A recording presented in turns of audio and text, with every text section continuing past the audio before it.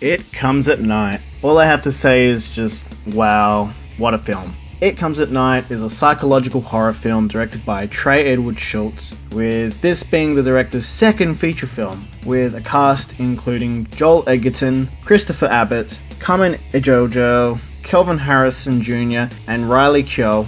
And this is a film that is absolutely hauntingly beautiful and unlike any horror film released this year, and in fact is very unlike what the trailers had sold us. This is not a popcorn horror flick.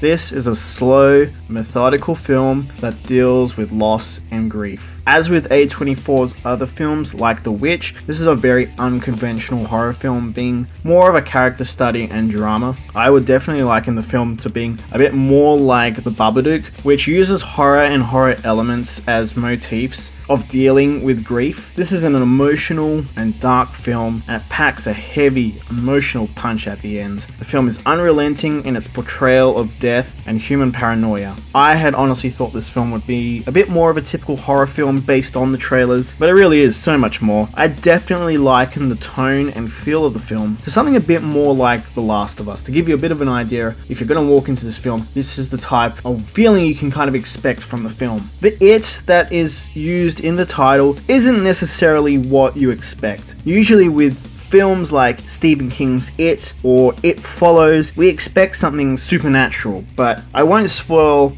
what the film's It actually is, as a lot of this film is really left for you to kind of ponder about the meaning behind what the It and the themes of the film actually are. It was documented that the director, Trey Edward Schultz, lost his father before this film, and he has definitely imbued his feeling of grief and loss throughout the film, and you can feel it from start to finish of this film. It's powerful, it's meaningful, and it leaves an impression on you. If you're someone who has cared for someone who is terminally ill, this movie I think will hit home. You will definitely want to ponder and think on this film when you leave the theatre. It is definitely very mature in its content and the handling of its horror. This is definitely what you would classify as being a highbrow horror film. The film is beautifully shot, and the score in the film is just absolutely wonderful. Schultz makes a really intelligent choice by not always cutting during conversations. A lot of the times conversations are contained within one shot, and he moves the camera around the actors and really draws out a raw performance from his actors, and utilizes the editor's golden rule of cutting on movement. You get a really beautiful pace to the film, and you feel like the film is just taking you along throughout, and nothing ever really feels jarring or out of place. It always just feels like it's naturally moving along to the next events or story beat.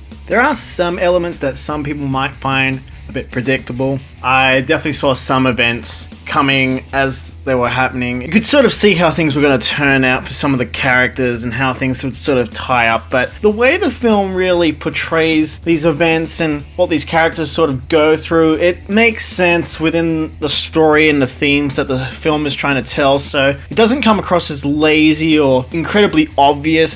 This is sort of the path that the film was always going to kind of take with some of these characters, and you could sort of see them getting there, and it was really the only logical place thematically for the film to go for some of these characters. So some people might find that as a negative and find some of those plot points a bit too predictable, and I can definitely see that, but I think with the way the film handles some of those themes and those elements, it definitely works with how the film is structured and portrays its themes within the film. Luckily, this is a masterclass in directing. Like, Trey Edward Schultz here masterfully handles some of these themes and elements, and brings all these characters together in a very mature and adult fashion that works with the themes he's trying to portray. Now look, I saw this film on a Friday, and it's probably not a film you should see on a Friday. It's not something you really want to take you into the weekend. On the weekend you kind of want to be left joyous and happy, and this isn't really that film. This is really a film that you should see by yourself or with someone who is a bit more mature and can respect the film and the story and themes that it's trying to tell you. It's It's a film that will make you want to ponder in your own time and think about, you might want to step outside afterwards and have a smoke, or just something to think about the journey and experience you've just had. This is a real film for you to take the time to digest what you've seen. I would easily recommend It Comes at Night. The film gets a 9 out of 10 from me. I loved it. It's not a conventional horror film, but worth seeing if you know what you're getting into. Thank you so much, guys, for watching this review. Don't forget, guys, to hit the thumbs up button if you like this review and leave a comment down below in the comment section. Are you planning to see It Comes at Night? What did you expect? Do let me know down below in the comment section. And don't forget, guys, you can hit the subscribe button and the little bell next to it, which will remind you when the Mono Report uploads videos. And then also don't forget, you can follow the Mono Report on Facebook and Twitter at the Mono Report. Thank you so much, guys, and don't forget to stay right here for your Mono Fix. Bye, guys.